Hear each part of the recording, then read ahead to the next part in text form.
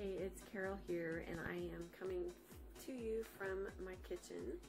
I just want to share a little bit about my journey.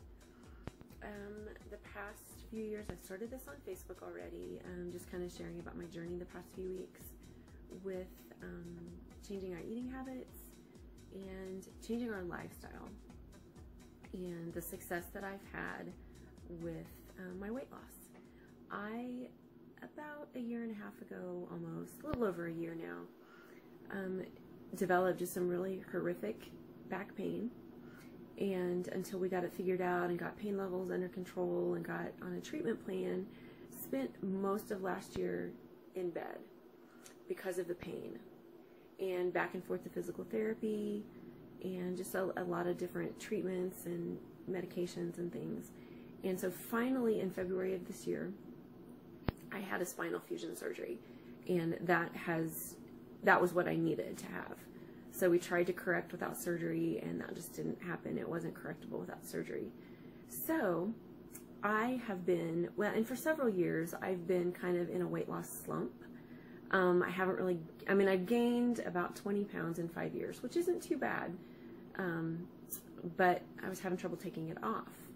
And so my husband, Carl, whom you'll meet, and most of you know him too, but you'll get a chance to know him better when we record a video together. And he decided several months ago to get on the keto bandwagon. He has struggled for years and years with his weight, and just got to a point where he lost a lot of weight, and he's kept it off. But he's plateaued for years now and hasn't taken it off. And we are both emotional eaters, and I am in the kitchen today because typically I don't like to be in the kitchen. And that is one of the reasons why we both have gotten in the place that we are, because my idea of cooking dinner would be to grab a processed box of Hamburger Helper, some chicken nuggets, throw in a canned vegetable, and call it good. You know, hey, I got some meat and some veggies going. Anything I could do in 30 minutes or less. So lots of spaghetti, lots of pasta. You know, I would throw in a salad, but nothing healthy. Lots of processed food. And so I'm in my kitchen today because this is the place that I dislike the most in the house, just because I don't enjoy cooking. I cook for my family, but that's not my favorite thing to do in the house. I like to clean, you know, I just would rather be doing something else. So needless to say, have not eaten healthy over the years and have struggled with getting weight off. And I, at one point, had, the year that I turned 40, had run part of a marathon. And so really got a lot of weight off then, but I didn't keep it off because I didn't keep running, just due to a lot of things. So I'm not going to sit here and make excuses, just a lot of reasons why I didn't, and I didn't. It was my fault. So I didn't keep the weight off. And this past year of inactivity, thankfully I haven't gained just a ton of weight. I could have very easily, with the way I was eating and trying to make myself feel better, could have put on a ton of weight, but I didn't, thankfully.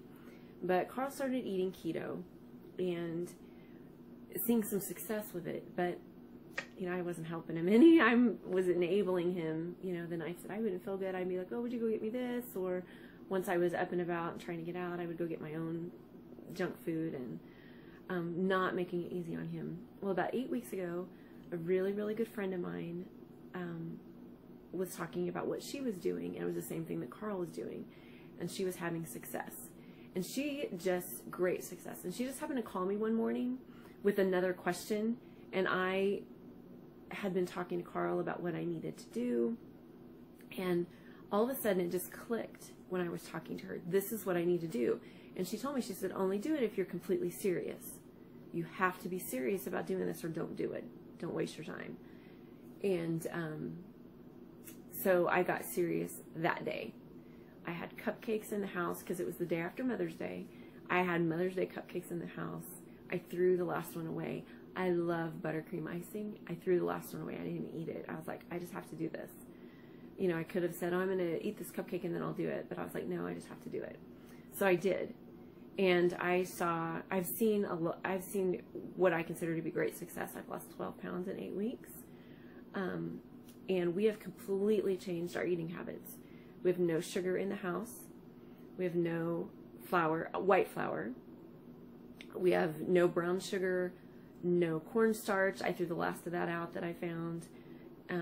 Cornmeal, all of it's gone. Corn syrup, all of it is gone. I haven't used corn syrup in years, but I decided, you know, I don't even want to make it available for anyone else to use. And so we are eating as clean as we possibly can,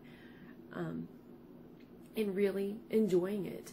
I am finding there are lots of foods that I like that I can have. I'm finding good substitutes. I found a good bread substitute. I love bread. Zucchini squash works great for pasta. And it's, you know, people talk about it being expensive. Well, it is a little bit on the front end, but once you get those ingredients, like almond flour, coconut flour, things like that, it's really not. And once you get into it, changing your diet, changing your habits, you will find out that you're so much happier. And I don't want to cheat. Anytime I see something that looks good that I used to really love, I'm really getting to the point where I don't want to cheat. And so it's not really even tempting. So I just want to leave you with that for today. Just to tell you that you can, I just want to encourage you, you can change your eating habits. You can change what you're doing and feel so much better. So I'm going to leave you with that for today. I'm excited to get this uploaded, see who finds it, and how you connect with me and where we go from here.